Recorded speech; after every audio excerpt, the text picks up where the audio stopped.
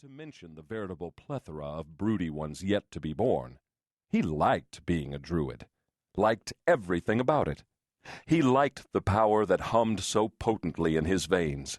He liked cozying up with a flask of whiskey among the collection of ancient lore and artifacts in the underground chamber library of Castle Keltar, studying the arcane knowledge, combining a chancy spell with a risky potion, growing stronger and more powerful.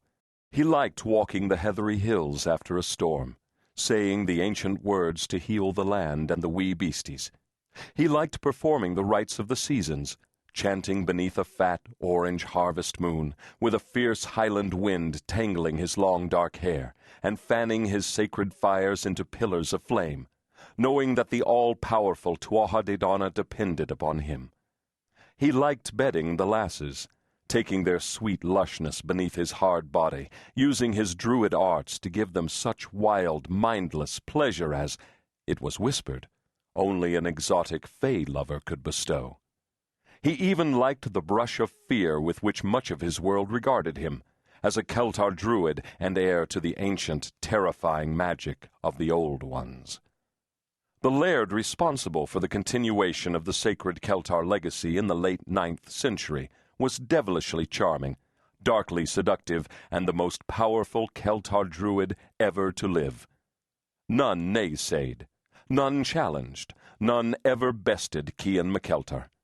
Verily, the possibility that someone or something one day might never even occurred to him, until that cursed Samhain of his 30th year. Some men are born under a lucky star. Cian McKeltar was not one of them. Shortly thereafter, the underground chamber library was sealed off, never to be mentioned again, and all record of Cian McKeltar was stricken from the Keltar written annals. It is highly debated among surviving Keltar progeny whether or not this controversial ancestor ever even existed. And none know that now, some 1,100 years later, Cian McKeltar still lives. Sort of. In a hellish manner of speaking. Part 1. Chicago. Chapter 1. Friday, October 6th. The call that changed the entire course of Jessi St. James's life came on an utterly unremarkable, dateless Friday night that differed in no particularly significant way from any other unremarkable, dateless Friday night in her all-too-predictable life, which, she was in no hurry to discuss, were a lot of Friday nights. She was sitting in the dark on the fire escape outside the kitchen window of her third-floor apartment at 222 Elizabeth Street, enjoying an unseasonably warm autumn evening. She was being a shameless voyeur, peeping around the corner of the brownstone to watch a crowd of people that, unlike her, had time to have a life, and were talking and laughing out on the sidewalk in front of the nightclub across the street. For the past few minutes, she'd been riveted by a leggy redhead and her boyfriend, a dark-haired, sun-bronzed, muscled hottie in jeans and a white T-shirt.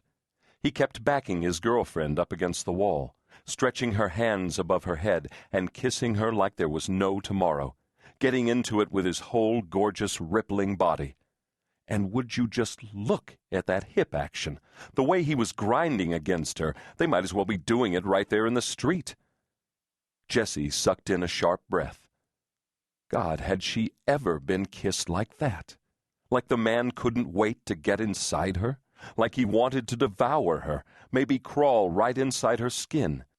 The redhead's hand slipped free, down to the hottie's ass, fingers curving into his muscled butt, and Jessi's hands curled into fists.